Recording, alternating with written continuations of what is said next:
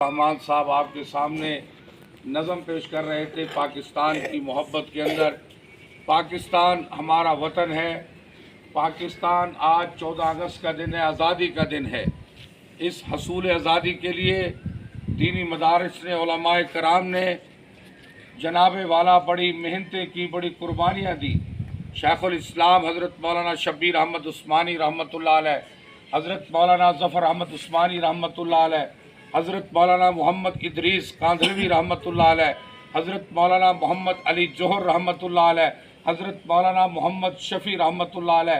पाकिस्तान जो एक इस्लामी रियासत का तसव्वुर अल्लामा इकबाल रहमतुल्लाह अलैह से पहले हकीमुल उम्मत हज़रत मौलाना अशरफ अली थानवी रहमतुल्लाह अलैह ने इस इस्लामी रियासत का तसव्वुर पेश किया।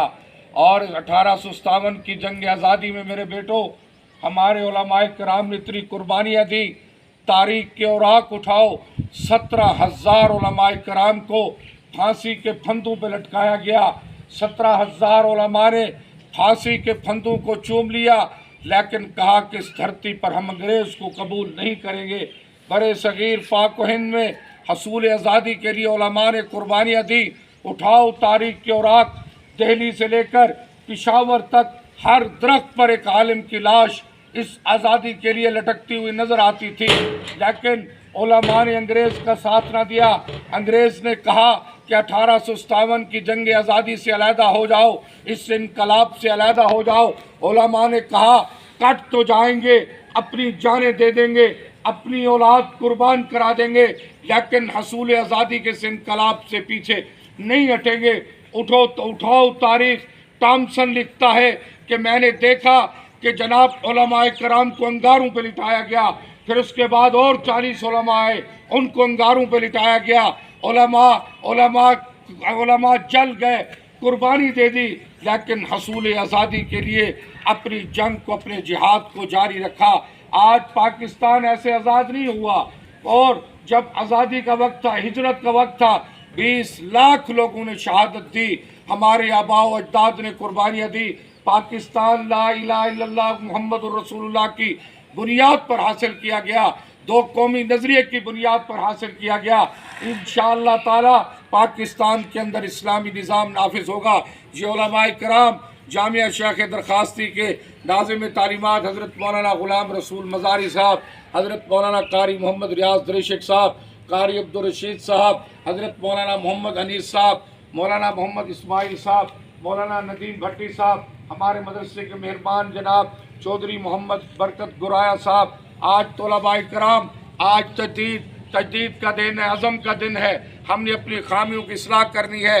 कायद आज़म मोहम्मद अली जना रहमतुल्लाह अलैह से गांधी ने पूछा कि पाकिस्तान का दस्तूर क्या होगा। कायद आज़म मोहम्मद अली जना ने कहा, गांधी जी पाकिस्तान का दस्तूर कुरान मजीद पाकिस्तान का दस्तूर है, और कुरान के मुताबिक पाकिस्तान के अंदर कवानीन बनेंगे, कुरान का निज़ाम कायम होगा। गांधी जी पाकिस्तान का दस्तूर कुरान है।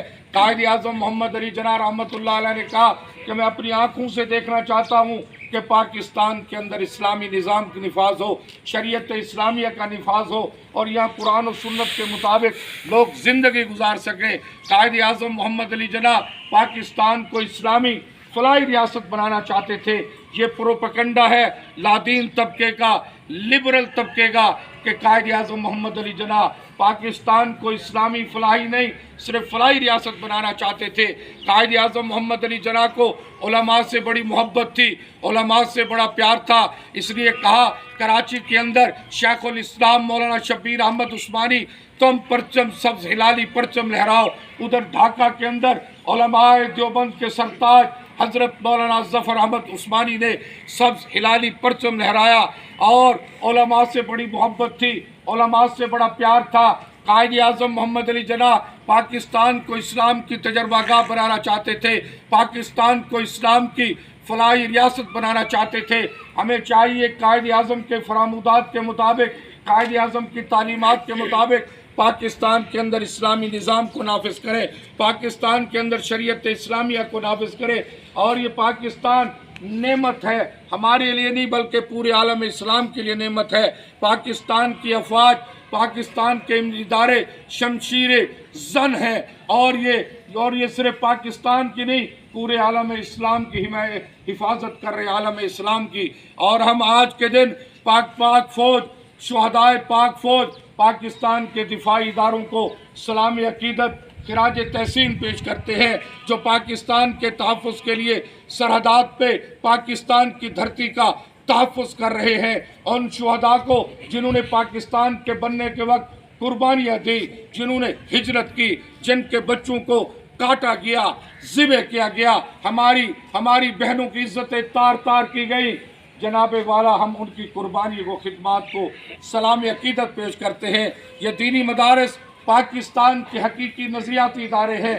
یہ دینی مدارس جس طرح پاکستان کی فوج جغرافیائی سرحدات کی محافظ ہے اور پاکستان کی نظریاتی سرحدوں کے محافظ یہ دینی مدارس کے علماء، یہ طلباء ہیں۔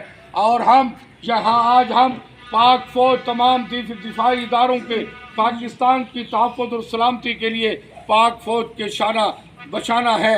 جس طرح چیف آف آرمی سٹاف محترم جناب حافظ سید منیر صاحب نے پشاور کے جرگے میں کہا کہ پاک فوج کا ماٹو ایمان، تقوی، جہاد ہے۔ انشاءاللہ ہم جناب چیف آف آرمی سٹاف سپاہ سالار محترم جناب حافظ سید منیر صاحب، آپ نے جو ایمان، تقوی، جہاد کا ماٹو، جو ہمارا ماٹو ہے، ہم آپ کے شانہ بشانہ ہے۔ اس ماٹو کو لے کر پاکستان کا تحفظ کریں گے، اسلام کا تحفظ کریں گے، مدارس کا تحفظ کریں گے، ختم نبوت کا تحفظ کریں گے۔